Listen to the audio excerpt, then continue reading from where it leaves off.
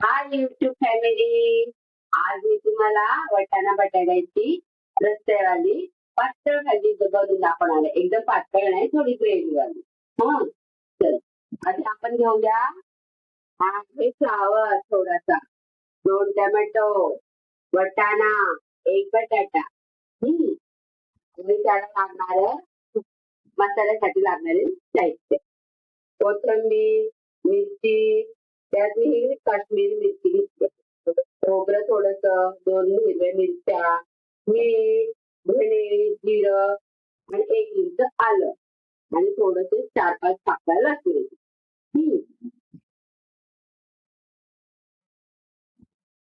आता हे सर्व साहित्य आपण वाटून घेऊया.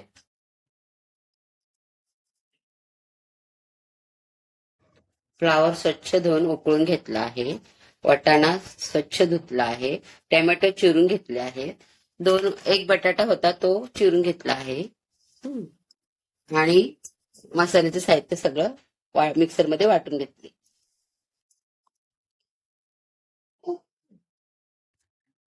चला आता आपण सुरुवात करूया. दोन दोन फळे हे तेल घ्यायचे.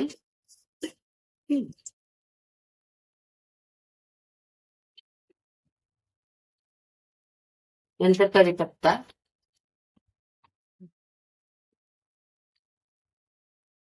नंतर मसाला थोडा.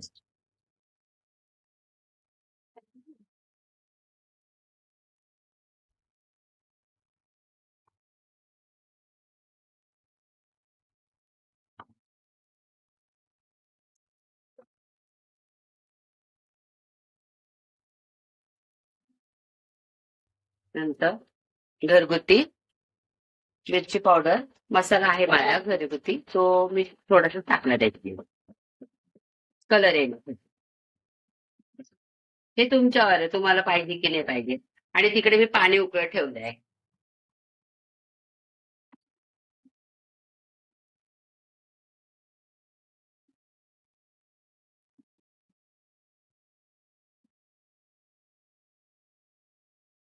नंतर मी त्याच्यात टाकून घेत आहे बटाटा,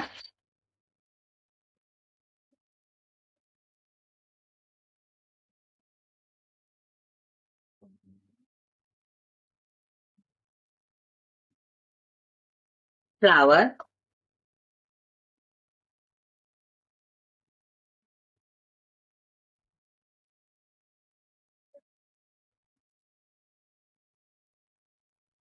वाटाणा,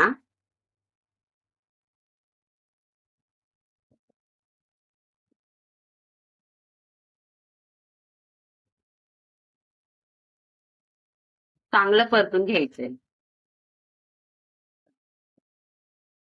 व्यवस्थित परतून घेतलं की स्वाद येईल.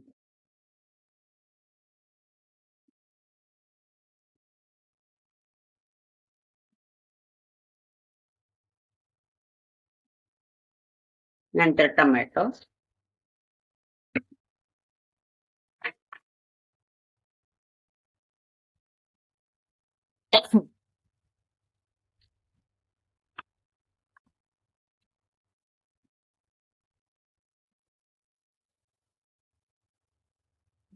नंतर एक 2 मिनिटांनी झाकण काढायचं.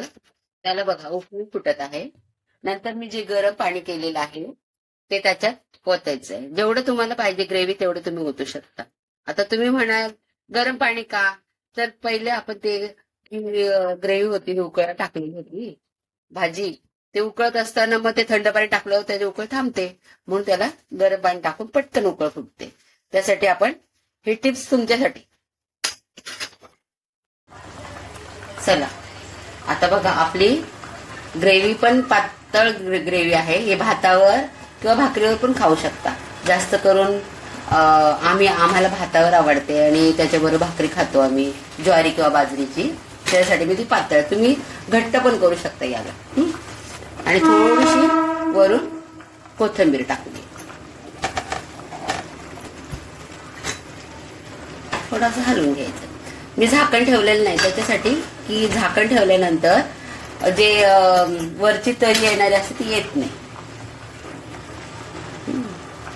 चला आता आपण गॅस बघूया शिजलं की. आता छान शिजले बघा. हा बटाटा पण बघा छान शिजले. आता आपण गॅस बंद करूया. आता आपल्या खाण्यासाठी फ्लावर वाटाण्याची भाजी तयार. कशी वाटली माझी रेसिपी?